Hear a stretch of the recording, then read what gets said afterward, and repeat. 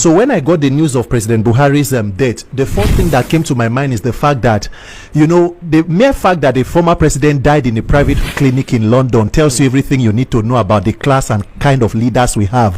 For being president for 8 years, and you kept treating ear infections in London, and then again today, the Buhari, no matter how you look at it, I'm not his family member, but what we know about him is what he did with power as a president, and that is what we are going to talk about. Buhari as a person or as a leader was the greatest calamity that befell Nigeria since maybe modern history.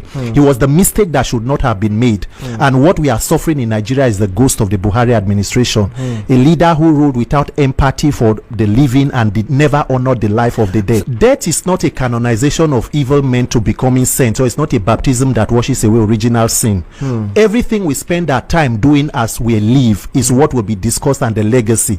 And the way Nigerians will mourn is their own way to grieve, and everybody should stick with the truth, because at the end of it all, we should know that when we are alive and we have the opportunity, then we should do what we want to be discussed when we die. If there is anything that culminates, I think, the Buhari legacy, it will be October 20th, 2020.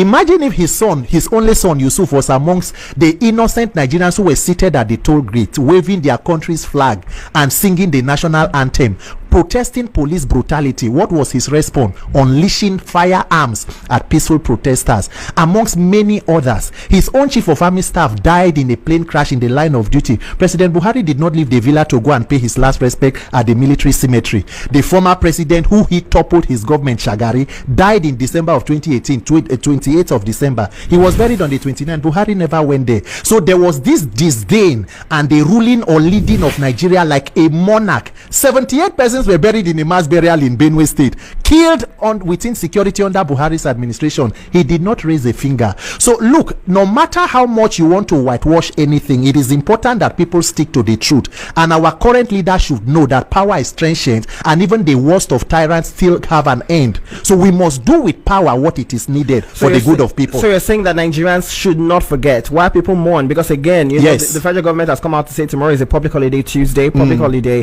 What do you say to that? Do you think that is the right thing to do? Well, I think that politicians will do what they need to do, the government will do what they need to do. And by the way, Buhari and Tinubu are each other's legacies. They inherit themselves and complement themselves in failure. So whatever it is that they do, one of the greatest mischief of the Buhari presidency was the fact that a man who was the beneficiary of a seemingly free and fair election that was conducted by the former President Jonathan could not at least bequeath the legacy of free and fair elections to Nigeria. And that is why we are where we are today. So whatever the political class are doing, it is up to them. Let every Nigerian mourn the same way that they want. I mean, a lot of lives were lost under the Buhari presidency. So we have thoughts and prayers that are shared across Plateau, Benue, and every other state. So Buhari is just one person too that has died like every other person. So every other one who is in power now should also learn the lesson, including myself who is speaking, because we will all leave at some point.